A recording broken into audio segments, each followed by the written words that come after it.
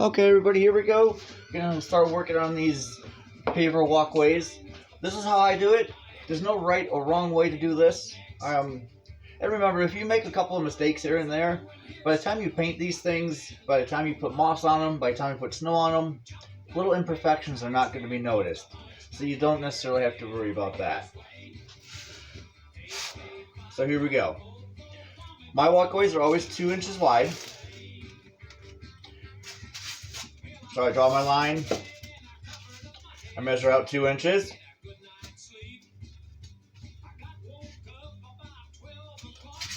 Two ticks. Connect that. Now I've got the width of my sidewalk. My pavers are always 1/2 inch by 1/2 inch. So the next thing to do is to draw 1/2 inch marks here and 1/2 inch marks out here.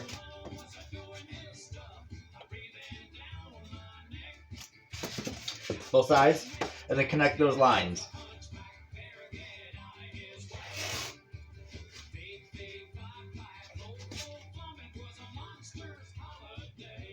If you guys haven't noticed, I love my Halloween music. It gets me in the spirit. Okay, so now you've got 1/2 inch increments there. Now you have to go on your top one here and the bottom one here, 1/2 inch increments on these as well.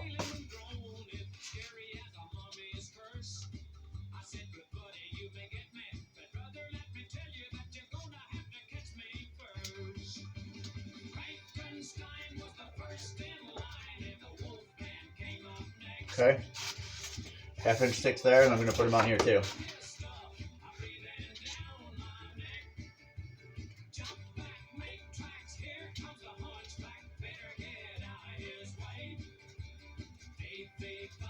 Almost there.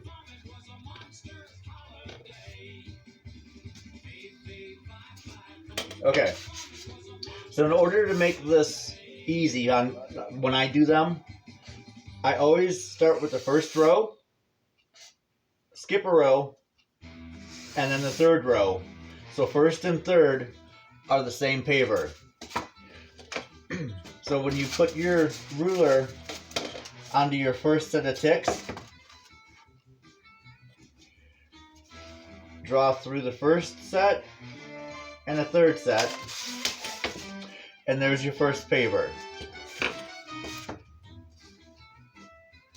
Go all the way down the row, doing that, lining up the tick marks, and creating that first row.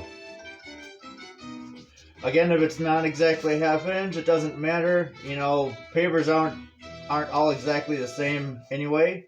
So, you know, if they're imperfect, it's gonna actually look more natural.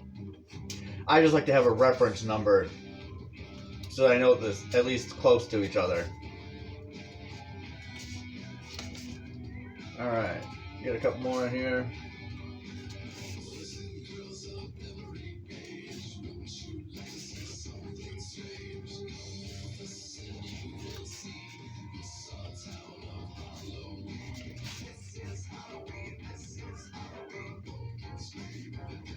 Okay, so now I have my first row and my second row. This next one's easy. I always do it freehand. If you want to measure out 1/2 inch increments, again, on the next row, you can. But I always freehand this because, again, it doesn't have to be perfect.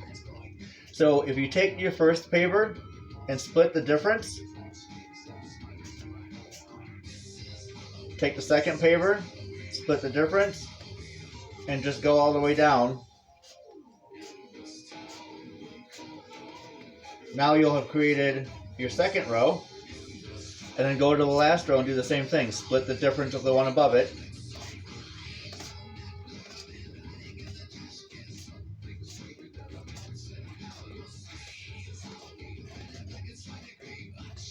And now you have basically what looks like a block wall. From there, take your engraving tool. You can use your ruler and straight edge it. I prefer to freehand it. And the reason again is because I don't want it to be necessarily perfect. So take your engraving tool, whether you use the wood burning tool or the engraver tool from Hot Wire. Don't go very deep with it. All you gotta do is scour the surface of it a little bit. And just trace your lines. I always do the longest lines first.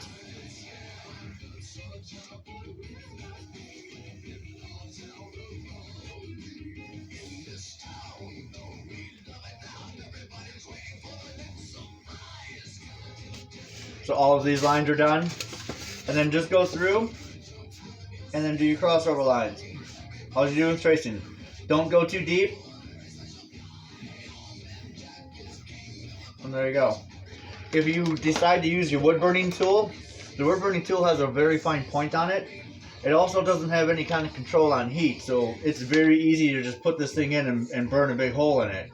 So just be super careful when you're carving. All you want to do is very lightly hit the tip to it. It's a good idea to practice before you do this. So again, just hit the tip on it. Very little pressure at all. It doesn't have to be very deep.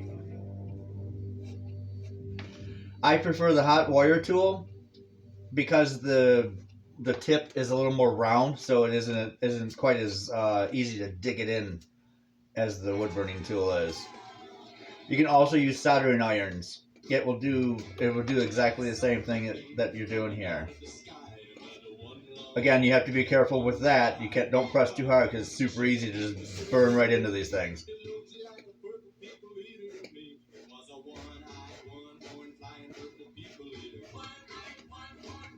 Alright, so we've got the walkway done. Here's where the lava rock or the aluminum foil comes in. I prefer the lava rock because it's easier and harder to grip. If you have aluminum foil, just wrinkle it up and you have basically the same thing. What you're going to do now is just then press on your pavers and it's going to give your pavers texture.